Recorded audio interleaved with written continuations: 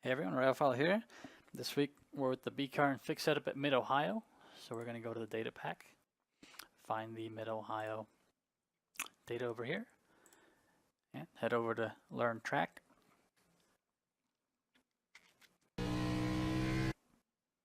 Now this is quite a challenging track, very technical, especially for these cars. Very twisty and then fairly slow for the stock cars. So here we take the green flag. We're headed down to turn one. We're staying in third gear through here. As you can see, I got pretty loose. You're going to want to watch out for this curb right here, as you can easily go over it and upset your car. So right here, I kind of missed the corner and ended up doing like a semi-drift through it, but there's plenty of grip on those fresh tires to get that done. As you can see, still getting a little bit loose right there on exit. Switch to fourth gear here. And now we head towards one of the slowest corners of the track, keyhole here. Down to second gear, about 50 miles an hour. You can actually go pretty wide on the apex or stay right next to the curb here. But just, the point is to get a good run up off the corner, as you'll be headed down the longest straight, the fastest portion of this track.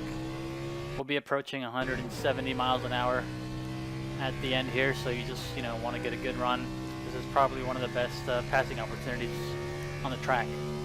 So right here, the braking point, there's markers over here, but this is more for the open wheel series and just cars with higher downforce. So with this car, I used the end of this wall right here, so I'm going to actually move it a little bit.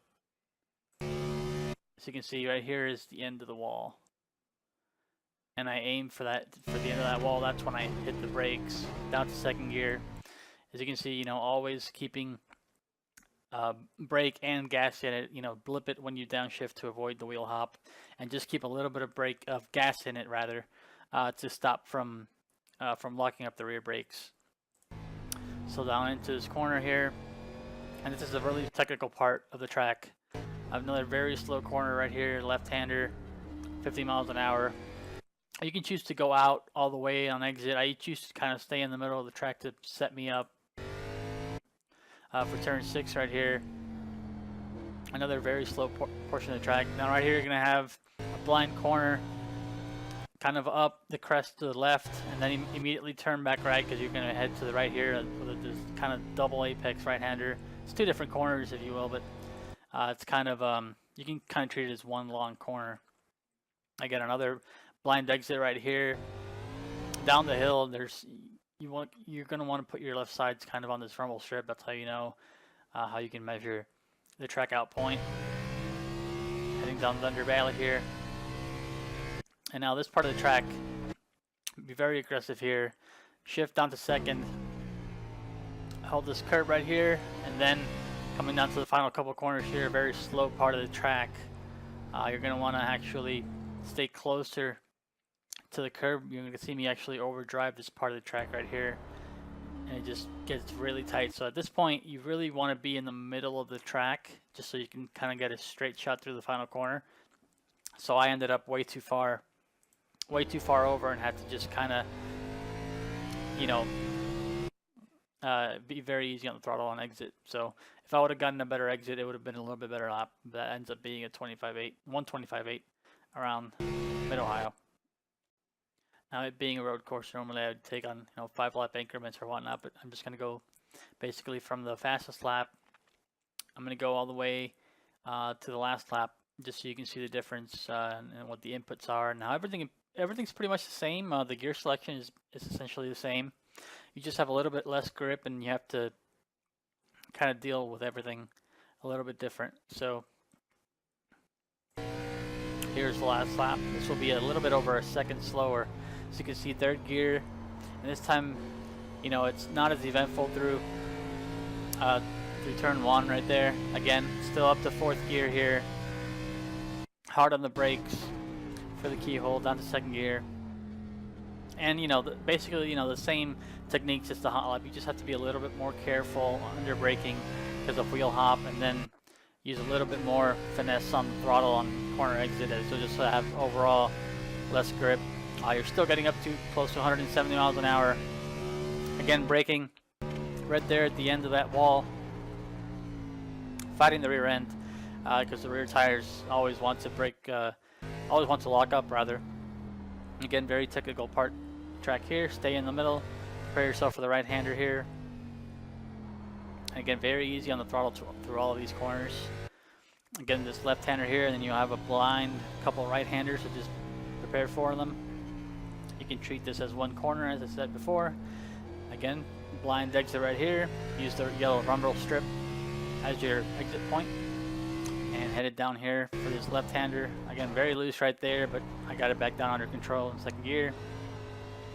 And make sure you keep it nice and tidy here in this second to last corner. Very tight right-hander.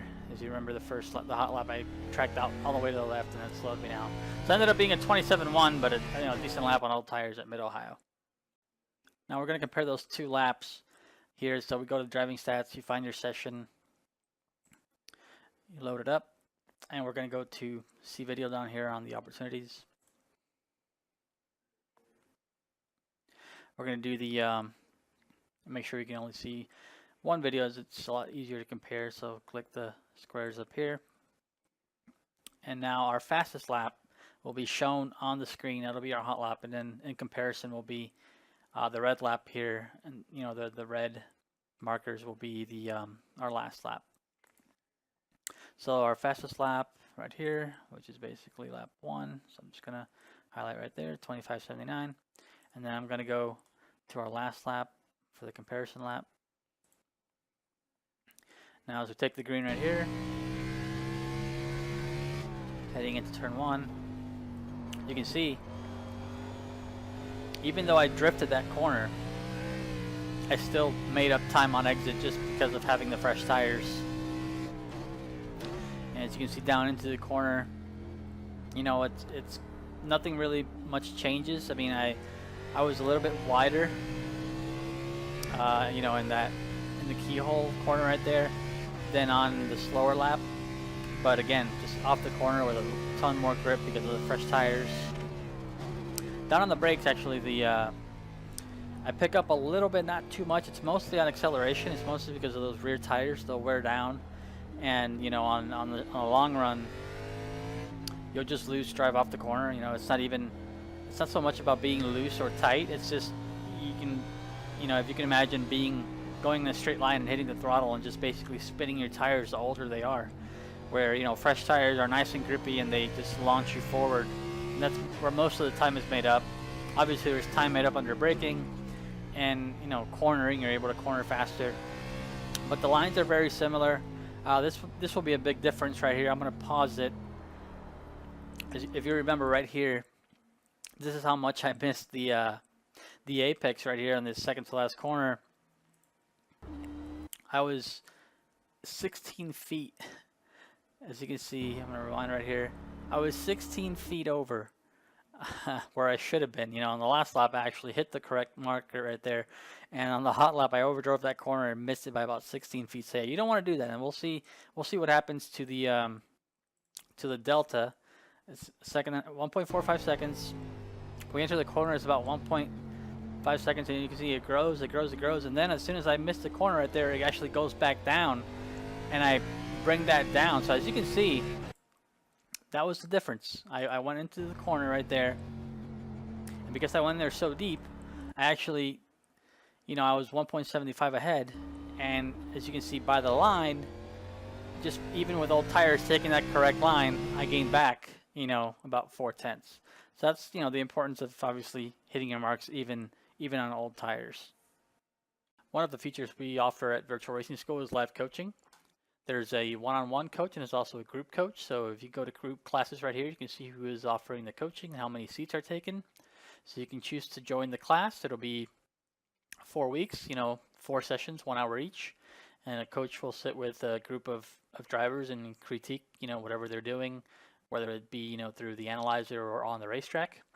And if you'd also like a one-on-one session, you just click on coaches right here, and you just choose whoever you want to as coach. So if you want me as coach, you click on my name, you go to request session and pick whatever you'd like. So, that's one of the features we offer here at VRS, and we hope to see you at a live coaching session soon.